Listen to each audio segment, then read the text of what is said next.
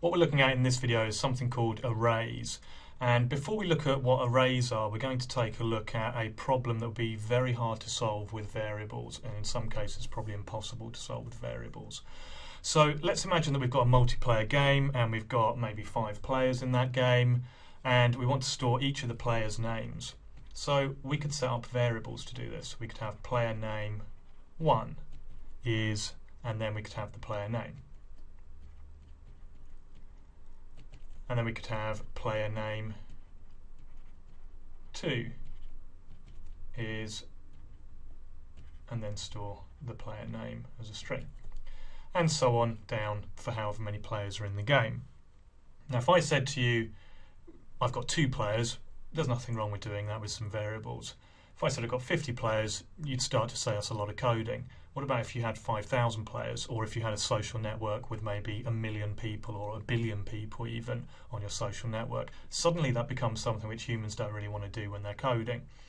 Even worse, let's say I just want to print out a list or put onto the screen a list of everyone in my game. If you've got 1 million people in the game, that's a lot of work to be typing in if you're going to use variables to do it.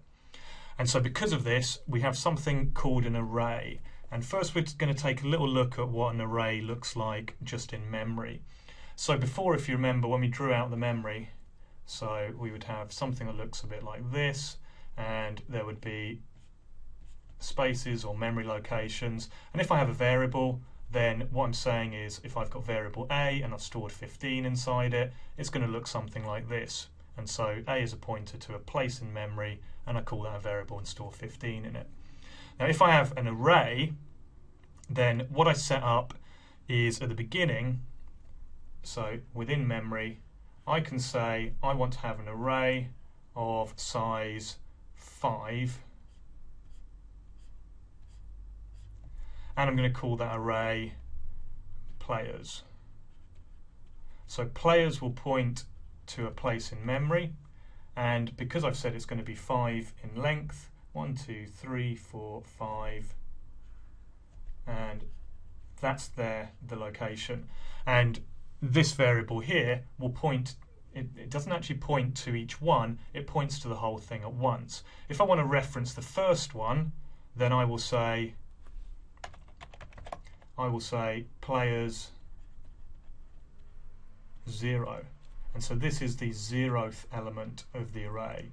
So that there, players 0, points to the first element in the array. It's a bit confusing that we start off with a 0. So players 1 will be the second element of the array, and that points to there. And if we go down, so that'll be 1, 2, 3, so this will be 4. So players 4 will be the 5th player, which will be stored in here. And so I can reference each of these separately. Now if you remember back to arrays, I can use arrays plus, if you remember back to when I did for loops, you can use arrays plus a for loop in order to iterate through these automatically and save you having to write a lot of code. And really it's better now to get straight onto an example using the computer rather than written examples. So here we go. What we're going to start off doing is we're going to first of all put these players in just to give you an idea of how we do that. So I set up a list of players, and in some languages it's just useful to note here, when I was talking here I said that it's an array of a fixed length, and so you will say it's an array which is 5 in length. In some languages like C, Java, C#, you have to tell it how long your array is. And it's actually more efficient because the compiler and everything, the computer knows exactly how much RAM that it's going to need in order to store things in that array. In JavaScript, it tries to make things easier for you. So because of that, when you ask for a new array, you don't have to tell it the length. So I just say, give me a new variable which I want called players, and that's going to be an array. And we have it in this weird syntax of new array. I won't get into why we do that. And so for this, as I said, I can talk to each element of the array. So I can assign a value to the 0th element, the first element in my array. And I'm going to put Joe in there. And I can keep on going. So I'm only going to do 5 of these, but you could have as many as you wanted. And as I'm doing these, because they're all going to be the same, it's worth saying that while I'm typing these in, just because I want the program to work this way, it would be perfectly possible in a real piece of software that had players' names, when you type it in, that it then starts adding it into that array. And so you could have a for loop to do this, and it could prompt me every single time for another name that I want to use. But I'm just typing them in so that we can see how we can reference an array. Okay, so the last name we'll have Zoe. So what I now want to do is just show you that I can reference and I can talk to each of the elements of that array. And so I'm going to write out here what the 0th element of the array is, and I'm just going to concatenate to that a new line break as well. And so there we see I've asked it to put out what player 0 is. Player 0 is Joe, and so out pops Joe. If I ask it now for another player, and let's go for the 4th player perhaps, then again it will output my 4th player, and there we see it there. Now what I want to do is perhaps put all of the players out, so I'm just going to comment out these lines of code.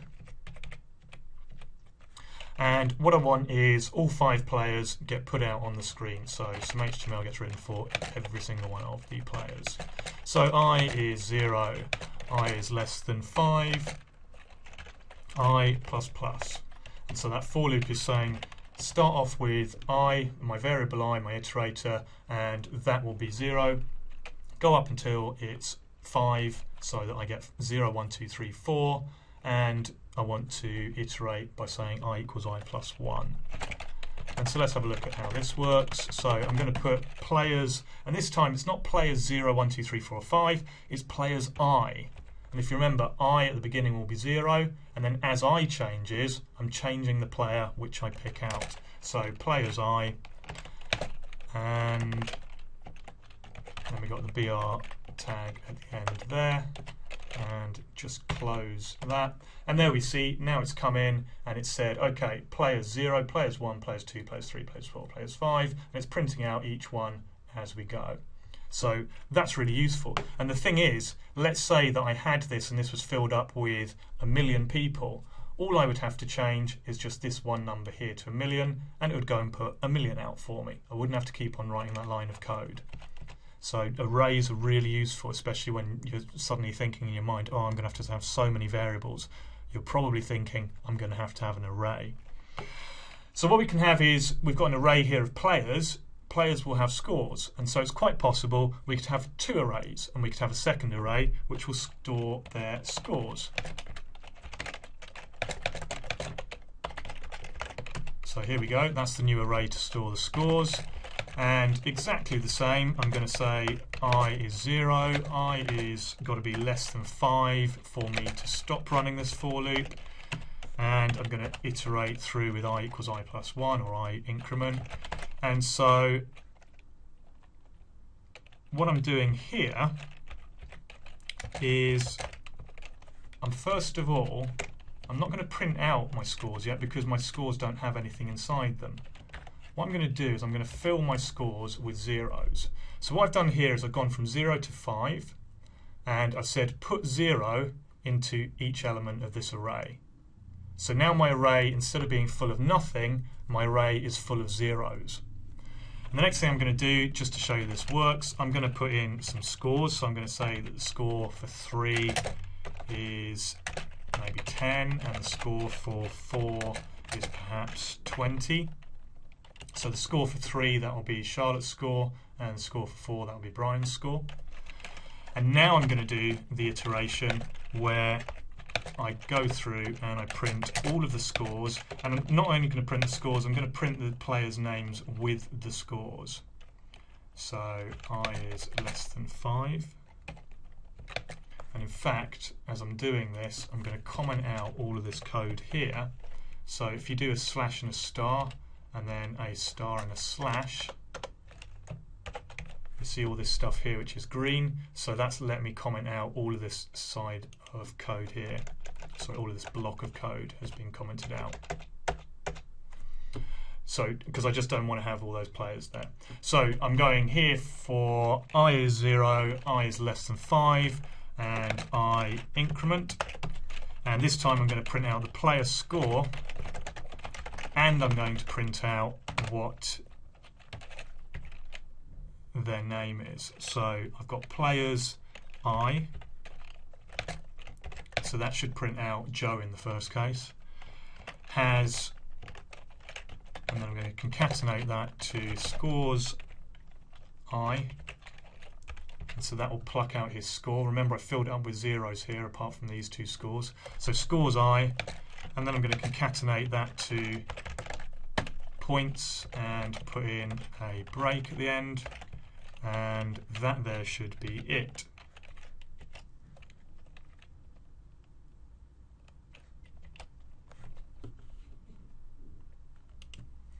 And we just notice it's not quite working.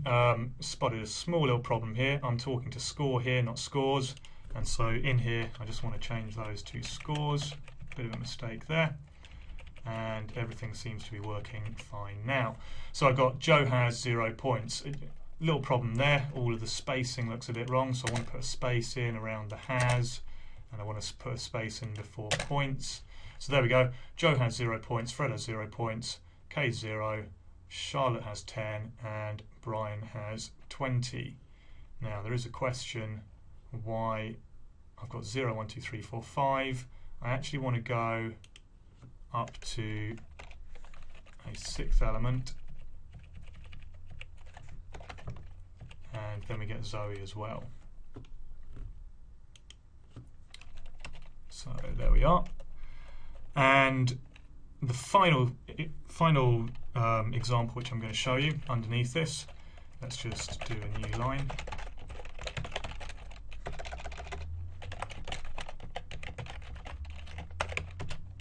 And so the final example which we're going to take a look at is looking at some ages, and we're going to try and find the average of some ages which are stored in an array.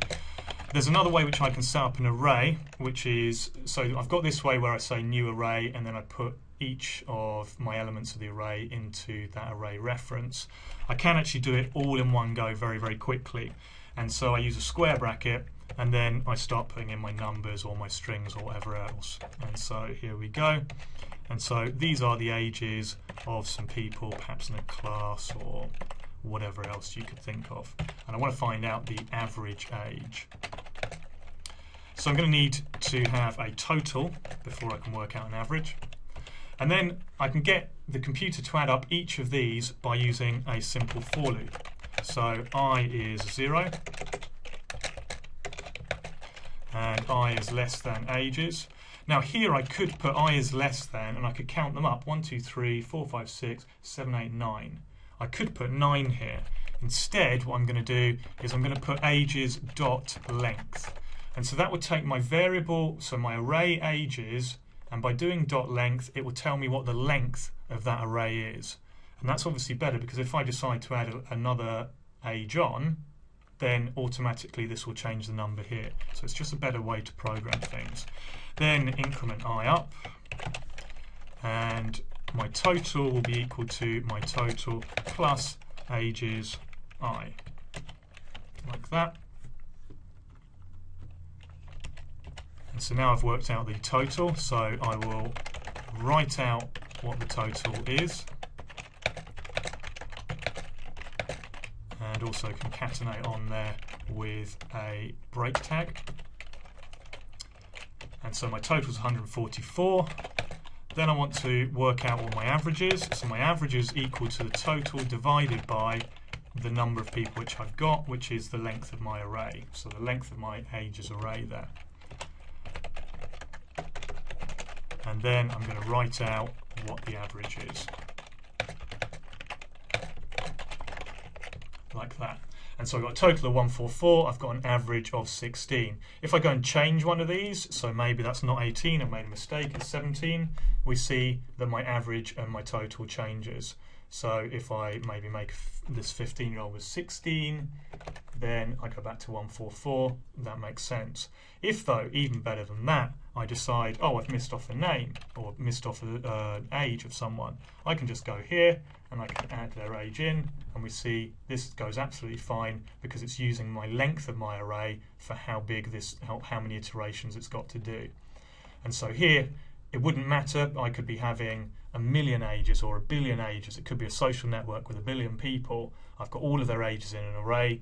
This for loop here, along with working out the average, that for loop there would happily go through every single one of those ages and work out the average for me. I wouldn't have to be typing in lots of code. So arrays are an immensely useful structure to store scores, ages, names of players, could be storing cars, car names, whatever else. Anything you can think of which needs more than a few variables, you're likely to be wanting to store them in an array.